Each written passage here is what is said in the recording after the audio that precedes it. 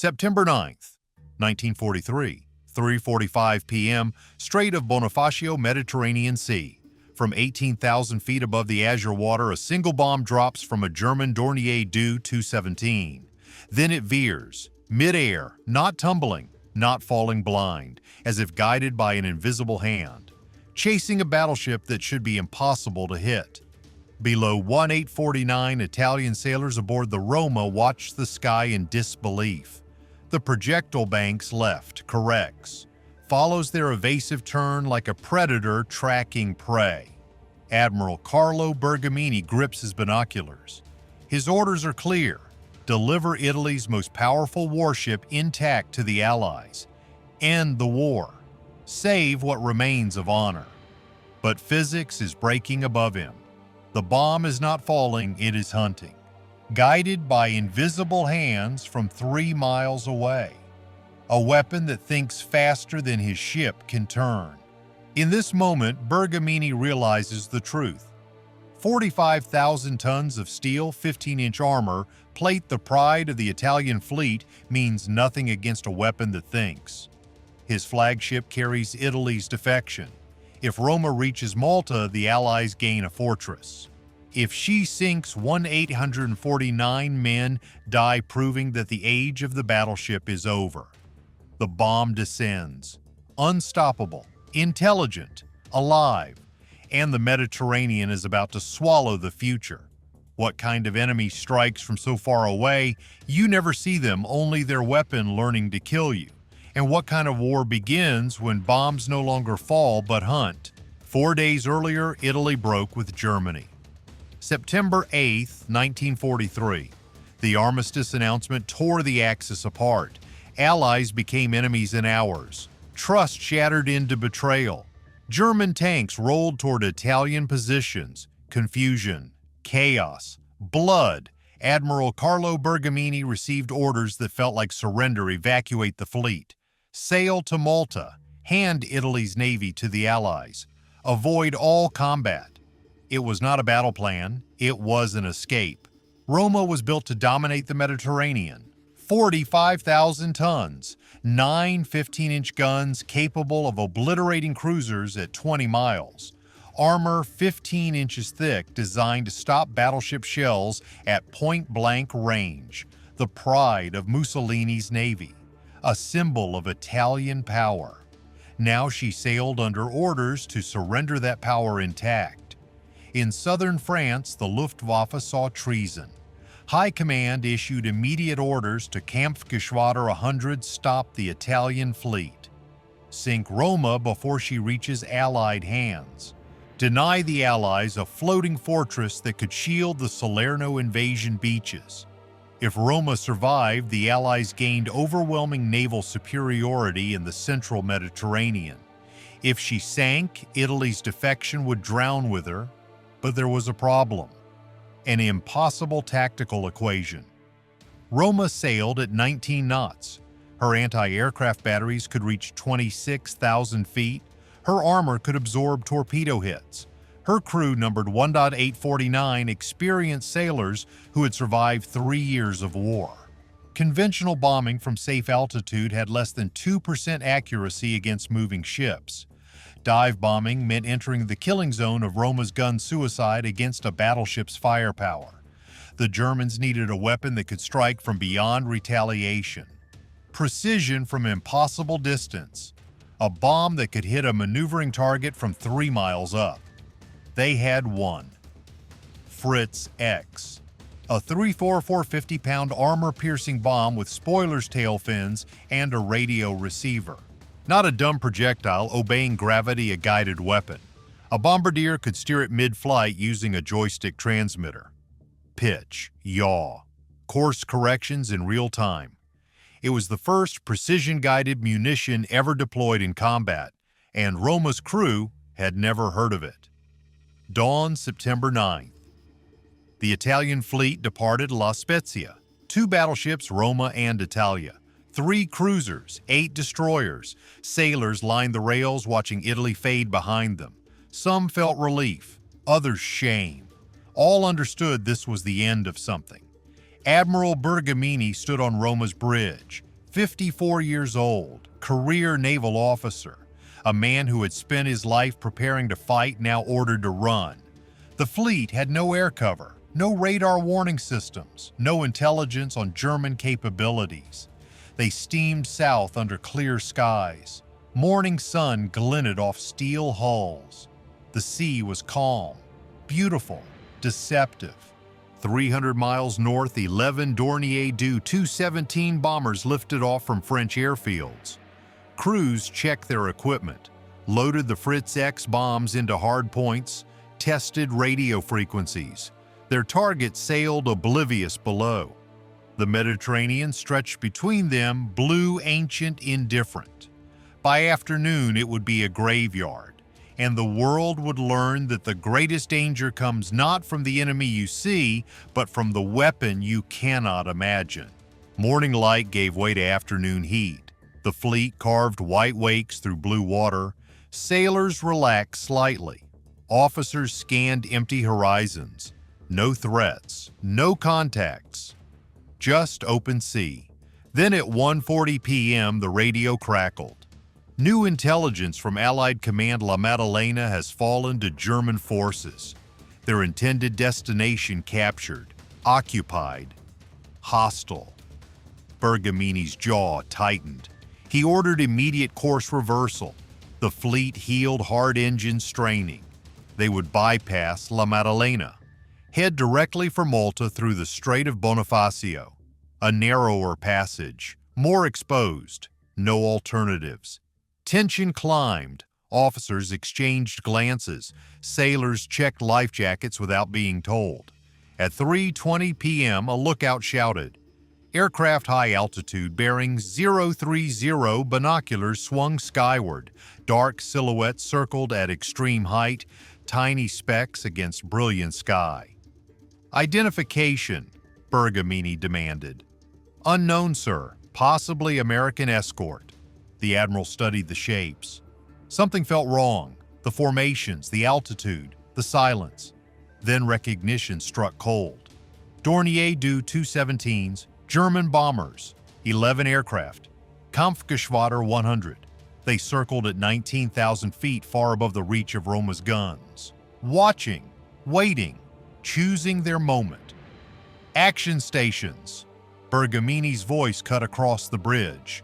All batteries prepare for air attack, evasive maneuvers. Klaxon shrieked. Sailors sprinted to battle positions. Gun crews loaded shells. Turrets rotated skyward. Ammunition handlers formed human chains. At 3:30 p.m., the first bombs fell. Dark shapes detaching from bomber bellies. Tumbling, falling steep and fast. They hit water 300 meters from the fleet. Geysers erupted, white columns climbing 50 feet. Shockwaves radiated outward. Near misses. All of them. Sailors breathed again. The bombs fell too vertically, too uncontrolled, like training drops. But Bergamini did not relax. Something was wrong. Those bombers stayed too high, too deliberate. Why waste altitude advantage on wild shots? Hard to port, he ordered. Zigzag pattern, do not present a steady course. Roma heaved into a turn. 45,000 tons fighting momentum. The deck tilted. Men grabbed stanchions. Anti-aircraft batteries opened fire. 90-millimeter guns roared thunder. Shells climbed bright tracer rounds, arcing upward like strings of burning pearls. They detonated hundreds of meters below the bombers. Black puffs of smoke, empty sky, wasted ammunition. The Germans remained untouched, circling, patient, predatory. At 3:33 p.m., Italia shuddered. A massive explosion alongside her hull. Not a direct hit, a near miss that buckled steel plates like cardboard. Water fountained, metal screamed. Italia lurched hard to port. Her rudder jammed. The ship veered out of control, trailing black smoke from ruptured compartments. Damage reports flooded her bridge, flooding on 3 decks. Fires in the engine room, steering control lost. Sailors fought the damage. Pumps engaged, hatches sealed. Fire teams dragged hoses through smoke-filled passageways. Italia was wounded, but still afloat, still fighting. Aboard Roma, Bergamini watched his sister ship struggle. His face remained calm. His mind calculated odds. The Germans had hit a maneuvering battleship from 19,000 feet. Impossible, unless those bombs were not falling blind. Increase speed to maximum, he commanded. Continuous evasive action. Do not maintain any course longer than 40 seconds. Roma's engines roared. Boilers pushed beyond rated pressure. The ship accelerated 16 knots, 18 and 19. The bombers adjusted position, circling, observing, selecting their next target. At 3:45 p.m. they released again. This time sailors on Roma's deck saw it clearly. A bomb dropped, fell 50 meters, then stabilized, fins extended, and it banked. Not drifting, steering. Following Roma's turn like a hawk tracking a rabbit. Shouts erupted. Evasive hard starboard, hard starboard. The helmsman threw the wheel. Roma began her turn. Too massive, too slow. The bomb corrected. Adjusted trajectory, closed distance. It struck aft of the second funnel. Punched through armored deck, penetrated 3 levels, and detonated deep inside the aft engine room. The explosion was surgical, catastrophic. The compartment disintegrated. Machinery crumpled like foil. Boilers ruptured. Superheated steam screamed through breached pipes at lethal pressure. Men died instantly, burned, crushed, vaporized. Fire raced through electrical conduits. Smoke-filled ventilation shafts. Lights flickered and died. Emergency power struggled to engage. Roma's speed dropped. 16 knots. 14. 12. Damage reports flooded the bridge in desperate voices. Aft engine room destroyed. Flooding on 5 decks. Fire out of control. Casualties heavy. Bergamini stood rigid, his knuckles white on the railing. The bomb had turned. Mid-air. Guided. Everything he understood about naval warfare had just become obsolete, and the bombers above were preparing their next drop. In 7 minutes, Roma would learn that armor built to stop shells cannot stop a weapon that thinks.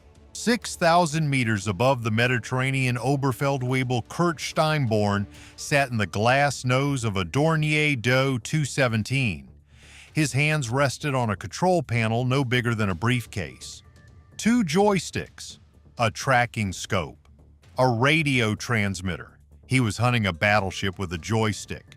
Through binoculars, he watched Roma far below, a gray sliver cutting white foam, turning hard, desperate, 45,000 tons trying to outrun physics. Steinborn's right hand moved, millimeters. The joystick tilted left. 3 miles below, spoilers on the fallen Fritz X adjusted.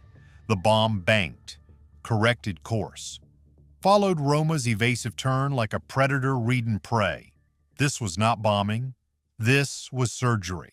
Steinborn breathed slowly. His training was simple: predict the target's next move, lead the intercept point, compensate for wind, trust the machine. The Fritz X fell at 100 feet per second. Transonic velocity, a 3,450-pound steel penetrator with an 1,100-pound explosive core. Designed specifically to punch through battleship armor, but speed meant nothing without accuracy.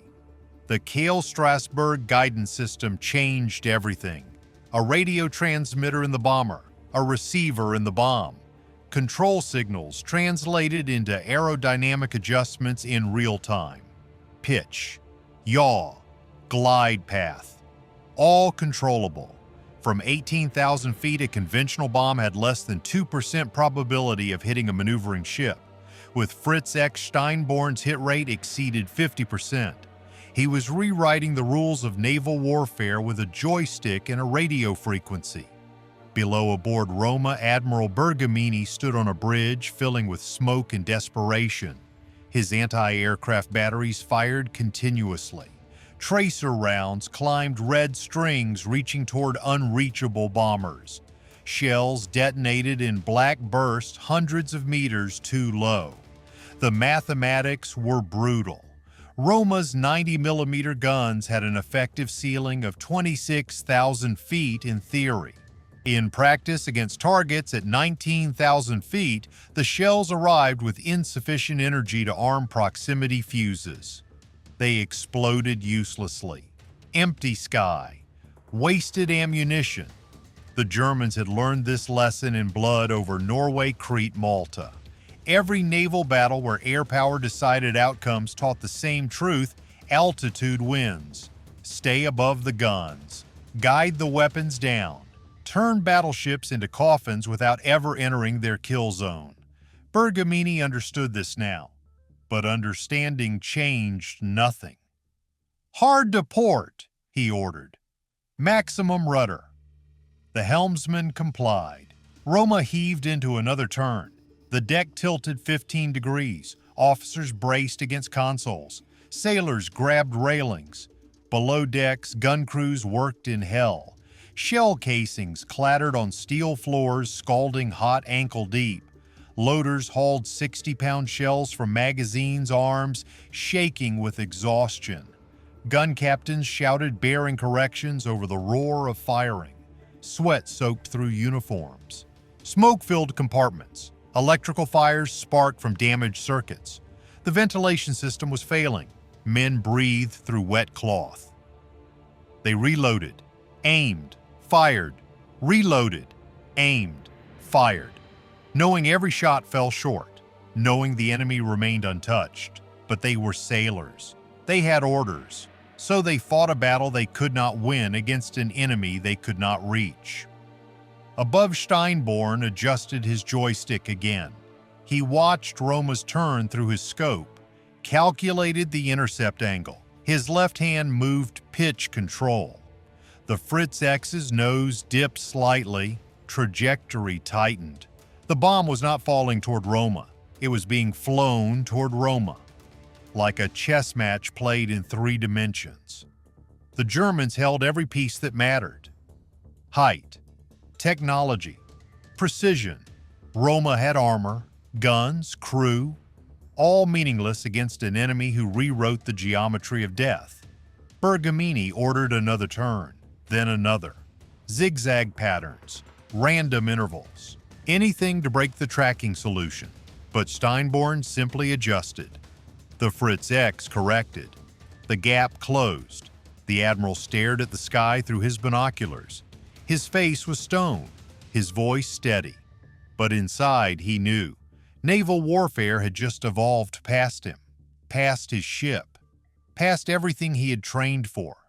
The age of the gun was ending. The age of precision was beginning.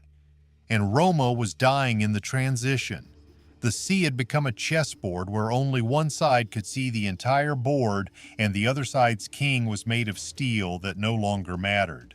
At 3:52 p.m., the sky opened again. Another Fritz X detached from a Do-217's hardpoint, black against blue, tumbling through the first 100 meters of fall. Then it stabilized. Sailors on Roma's deck saw it instantly. Every eye snapped upward, every breath caught. Not again. "Bomb incoming!" The lookout's voice cracked with terror. "Dead ahead!" Officers screamed into voice tubes. Alarm bells shrieked through every compartment.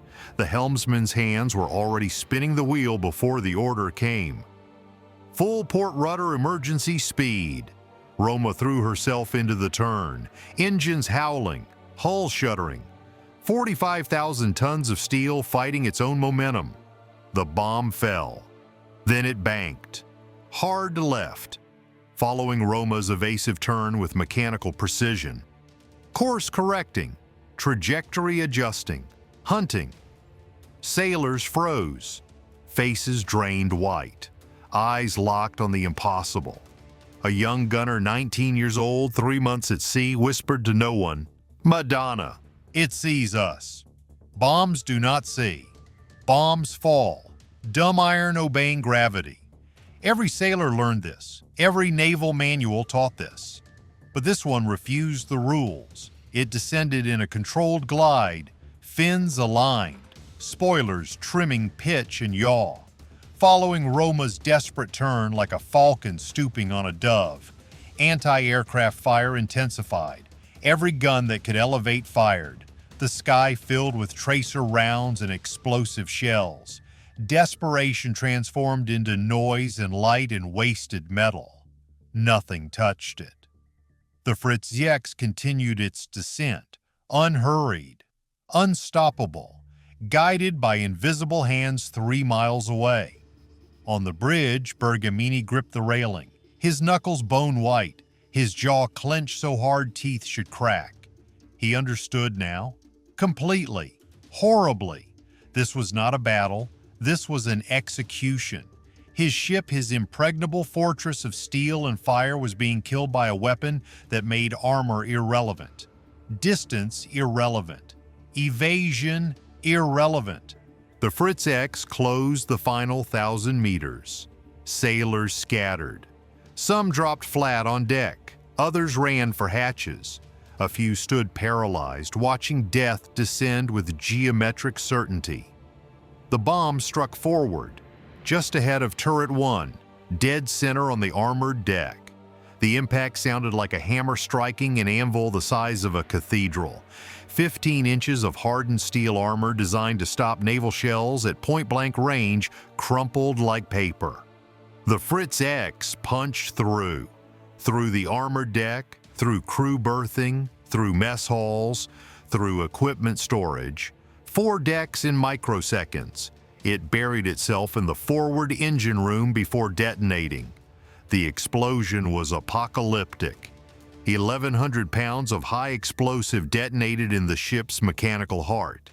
The blast wave expanded outward at 26,000 feet per second. Pressure, heat, destruction. Bulkheads vaporized. Machinery disintegrated. Steel beams bent like wire. The forward boilers erupted superheated water flashing instantly to steam at lethal pressure. Men working in the engine room died before their brains could process pain. Some were incinerated, others crushed by collapsing steel. A few were blown apart by the pressure wave. The explosion propagated upward, through ventilation shafts, through cable runs, through every structural weakness. Fire spread like liquid, racing through passages, igniting insulation, melting electrical cables, toxic smoke-filled compartments faster than men could run. Power failed. Emergency lighting flickered on red battle lamps casting hellish shadows. Alarms screamed. Damage control parties sprinted through darkness, carrying hoses and extinguishers against an inferno they could not control. Flooding followed fire. Seawater poured through the massive breach in the hull. Tons per second. The bow began settling, dragging the forward section down by sheer weight of ocean. Roma's speed dropped. 8 knots. 6. 4. Her engines, those that still functioned, screamed against the dying ship. Propellers thrashed water. Machinery that survived the blast strained at redline. But physics is unforgiving. The bow continued sinking. Water reached the forward magazines, flooded ammunition stores. The ship developed a list to port. 5 degrees, 8, 10. On the bridge, damage reports flooded in like hammer blows. Forward engine room destroyed. All power forward of frame, 50. Flooding uncontrollable. Magazine temperatures rising. Casualties. The voice broke. Catastrophic. Bergamini stood motionless, his face gray, his eyes distant. Around him, officers shouted orders, coordinating damage control, rerouting power, attempting the impossible. The admiral looked forward, through the smoke, through the chaos. At the bow, settling lower with each second. He knew ships, he knew steel, he knew the sea, and he knew Roma was dying. Not from enemy shells in honorable combat, not from torpedoes in a fair fight, from a bomb that chased, from technology that made courage meaningless and armor obsolete. The crew realized it too, in that moment, across every deck, every compartment. They were not fighting an enemy they could see. They were fighting the future. And the future was winning. In 10 minutes, every man aboard would learn that the greatest terror is not the weapon that kills you, but the weapon that hunts you. At 4:02 p.m., the world ended in fire. Deep inside Roma's forward section, seawater reached the flooded magazines. Cold Mediterranean meeting ammunition heated by electrical fires and smoldering insulation. For 3 seconds, nothing happened. Then chemistry took over. Turret 2 exploded with the force of a small nuclear weapon. The blast was not an explosion. It was the disintegration of matter. 1,500 tons of steel turret guns mounting armor machinery lifted off the deck like a toy thrown by an angry god. The fireball climbed 300 feet. Orange, white, blinding, hotter than the surface of the sun, visible from 20 miles away. The shock wave tore through the ship at supersonic speed. On the bridge, windows shattered inward. Glass became shrapnel. Consoles ripped from their bolts. Men were thrown like rag dolls against bulkheads. Admiral Carlo Bergamini never saw it coming. One moment standing, the next gone, consumed, erased. Captain Adone Del Cima beside him, the navigation officer, the communications officer, the entire command staff, dead in a fraction of a heartbeat. The bridge structure collapsed. Steel beams bent, walls buckled, the flagship's brain destroyed in an instant of unimaginable violence. The explosion severed the bow from the rest of the ship. Forward compartments simply ceased to exist. The hull split along a seam just after the first funnel, a jagged wound 40 feet wide. Metal screamed. Rivets popped like gunfire. Welds failed. Structural integrity vanished. Roma began dying in earnest. She listed to starboard, 15 degrees, 20, 30. The deck tilted until standing became impossible. Men scrambled across angled steel, boots slipping on blood and oil, grabbing railings, crawling toward high side, screaming names of friends lost in the chaos. Some reached lifeboats. Others threw themselves overboard. Many never made it out of compartments below, trapped by jammed hatches, collapsed passages, walls of flame. Klaxons still blared, automated, mindless. Alarm for a ship already dead. The stern rose, slowly, inevitably. Propellers lifted clear of the water, still spinning, still fighting. Water cascaded off the hull in rivers. Paint stripped away. Rust streaked down plates like blood. The ship stood vertical, bow down, stern pointing at the sky like an accusing finger. A monument, a gravestone, a warning. Men in the water swam frantically away. Oil spread across the surface, thick black choking. It ignited from floating embers. Flames raced across the sea. Men screamed as fire found them. Debris rained down. Life jackets, wooden planks, equipment, bodies. Inside the sinking hull, ammunition cooked off. Secondary explosions rippled through dying compartments. Flash, boom, flash, boom. Each blast sent shockwaves through water and steel. Men still alive inside felt every detonation, trapped in darkness. Water rising, air running out, steel tomb becoming underwater grave. The bow slipped beneath the surface, gentle, almost peaceful. Water swallowed it without drama. Then the midship section. Faster now. The Mediterranean claiming what it was owed. The stern hung vertical for 15 seconds, a surreal image. A battleship standing on its nose, silhouetted against afternoon sun, propellers frozen mid-rotation. Sailors in the water stopped swimming, stopped screaming, just watched. Their ship, their home, their pride, dying. Then she slid. Not fast, not violent, just down. The sea rushed in to fill the void. A whirlpool formed. Debris spiraled inward. Suction pulled at anything near. Survivors kicked away desperately. The vortex claimed those too close, dragging them under with the ship they served. Bubbles erupted, thousands of them. Air escaping ruptured compartments. The sea churned white with released pressure. Then the bubbles stopped. The surface calmed. Only debris remained. Oil slicks spreading like dark mirrors. Floating wreckage. Life jackets, some occupied, most empty. Bodies face down in the water, and men, hundreds of men, clinging to anything that floated, calling for help, calling for friends, calling for God. Destroyers rushed forward. Rescue nets deployed over the sides. Sailors hauled survivors aboard oil-slicked, burned, broken. Medics worked on deck, blankets, morphine, bandages that could not stop the internal injuries. A young sailor pulled aboard Mitragliere looked back at the empty sea, his eyes hollow, his voice a whisper. "Where did she go?" The destroyer captain put a hand on his shoulder, said nothing. There were no words.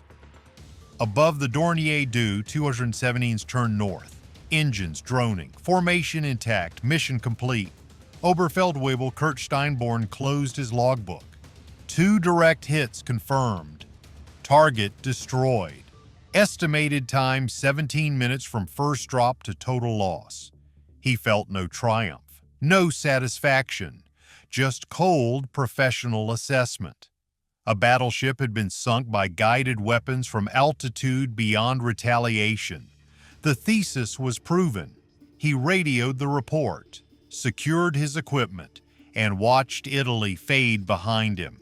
Below the Mediterranean hid Roma beneath 450 meters of black water, 45,000 tons of steel, 9 15-inch guns, armor built to withstand anything the Royal Navy could throw. All meaningless, sunk by a bomb that learned to think. The pride of the Italian fleet lay shattered on the seabed, broken, silent, a monument to the moment when technology made battleships obsolete. And 393 men rested with her, sailors who went to sea believing armor could protect them, learning too late that the rules had changed. The greatest ships are not sunk by superior firepower, they are made obsolete by weapons they never imagined possible.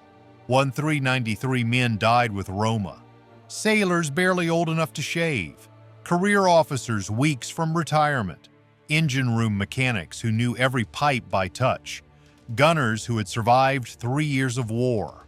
All gone. Most went down with the ship, trapped in flooded compartments, crushed by collapsing steel, drowned in darkness as the Mediterranean poured in. Others made it to the surface, swam through burning oil, choked on seawater and smoke, then succumbed to exhaustion, injury, shock. Their bodies floated among the debris, silent witnesses to technology's cold efficiency. 596 survivors were pulled from the sea. Destroyers, mitrailleur, fusilier, and carabiniers circled for hours. Sailors threw rescue nets over the sides, hauled oil-slicked men aboard. Hands grasping hands. Brotherhood stronger than nationality or orders. Medics worked on open decks, morphine for the screaming, blankets for the shaking, bandages for burns that covered 70% of bodies, prayers for those beyond medicine. One survivor, a young engineer named Paolo, kept repeating the same phrase, "The bomb turned, the bomb turned, the bomb turned." No one corrected him, because he was right. Admiral Carlo Bergamini's body was never recovered. He died on his bridge, doing his duty, leading his men. His remains rest somewhere in the wreckage 450 meters below, admiral and sailors united in a steel tomb. The Italian Navy buried him with full honors, an empty casket, a flag, a ceremony for a man whose body the sea refused to surrender. His final mission was both failure and success. Roma never reached Malta, but the rest of the fleet did. Italia limped southward, her jammed rudder partially freed by desperate damage control teams. She sailed in circles until engineers rigged emergency steering, wounded, smoking, but afloat. She reached Allied waters 2 days later, surrendered as ordered, lived to see peace. The cruisers arrived intact, the destroyers, the escort vessels. Italy's navy surrendered as planned, diminished by 1 battleship, but still a fleet. The Allies gained ships, harbors, intelligence, strategic advantage in the Mediterranean. But they gained something else fear. If the Germans could sink a battleship from 18,000 feet with precision guidance, what else could they do? What other weapons waited in development? What other technologies would make Allied ships obsolete? In London, the Admiralty convened emergency sessions. In Washington, naval strategists revised doctrine overnight. The unthinkable had become real. Capital ships were vulnerable to weapons they could not defend against.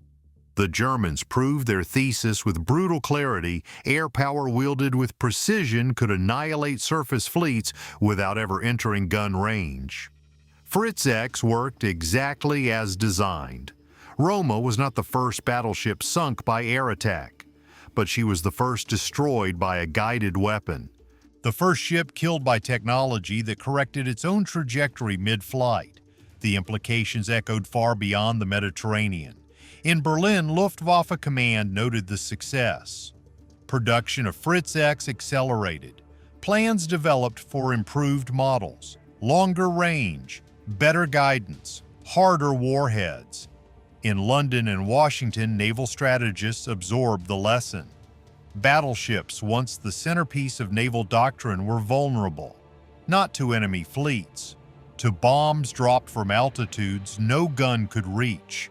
The era of the dreadnought was ending. Roma's sinking marked a technological inflection point, a moment when human ingenuity crossed a threshold, when weapons became systems, when destruction became programmable. The Allies responded with jamming technology, radio countermeasures, electronic warfare. The Germans adapted, new frequencies, hardened receivers, faster guidance loops. An arms race began not of tonnage or armor, but of signal processing and control theory. And beneath it all, at the bottom of the Strait of Bonifacio, Roma lay silent. The men who died that day could not have known they witnessed the future of war. Fritz X was not the end. It was the beginning. The technology pioneered in that weapon, radio guidance control surfaces, precision targeting became the foundation of every guided munition developed afterward. Post-war, the United States and Soviet Union studied captured Fritz X systems. Engineers reverse-engineered the guidance circuitry, tested the aerodynamics, refined the concept. By the 1950s, guided missiles replaced bombs. By the 1960s, laser guidance emerged. By the 1990s, GPS-guided munitions could strike within meters of a target from thousands of feet. The lineage is direct. Fritz X to Bullpup to Paveway to JDAM. Each generation more precise, more lethal, more autonomous. The battleship, once the ultimate expression of naval power, became obsolete. Not because armor failed, because precision made armor irrelevant. Aircraft carriers replaced battleships as the capital ships of modern navies, not for their firepower, but for their ability to project air power across thousands of miles, to deliver weapons that think. The last battleships were decommissioned in the 1990s. Museums now, monuments, reminders of an age when tonnage and armor defined dominance. Roma was one of the first to fall, but not the last. In 1944, the German battleship Tirpitz was sunk by British Tallboy bombs, massive earthquake bombs that overwhelmed her armor through sheer kinetic energy. In 1945, the Japanese battleship Yamato, the largest ever built, was destroyed by American aircraft. Not by a single bomb, but by waves of torpedoes and bombs that stripped away her defenses layer by layer. The lesson was clear: the age of the unsinkable ship was over. Technology had rewritten the rules. Modern warfare is defined by precision. Drones strike targets from continents away. Missiles course-correct mid-flight. Autonomous systems decide trajectories without human input. Fritz X was crewed by modern standards: a joystick, a radio transmitter, a bombardier guiding a bomb by eye. But it proved the concept, distance, and precision could defeat armor and mass. From Roma to the Gulf Wars, precision strikes. From the Strait of Bonifacio to modern drone warfare in Ukraine and the Middle East. The same logic applies. The side that can strike accurately from beyond retaliation wins, and the weapons keep getting smarter. In September 1943, a bomb learned to chase. 80 years later, they never stop hunting. Beneath the Mediterranean, Roma lies broken in the darkness.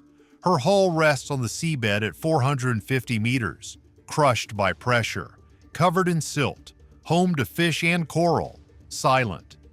No salvage operation has ever been attempted. The wreck is a war grave, protected by international law. 1,393 men remain entombed within her steel. Divers have descended to photograph the site. The bow lies separated from the stern. Turrets collapsed inward. Armor plates twisted. Rust consumes the metal. Slow, inevitable, but the ship endures. Not as a weapon, not as a symbol of power, but as a monument to a singular truth that human ingenuity creates both marvels and nightmares, often in the same moment.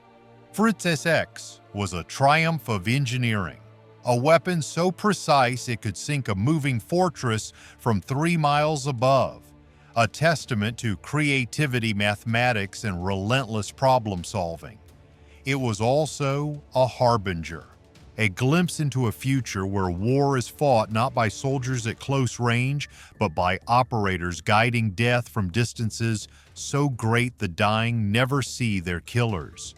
Roma's crew fought bravely. They manned their guns, executed their orders, died doing their duty. But bravery could not stop a bomb that thought, and the world learned power like steel sinks quickly when technology rewrites the rules of war. Beneath the Mediterranean lies the proof that the greatest victories were measured not in miles but in moments of silence. If you found this story compelling, explore the archive for more untold moments where innovation collided with history and the world changed in an instant.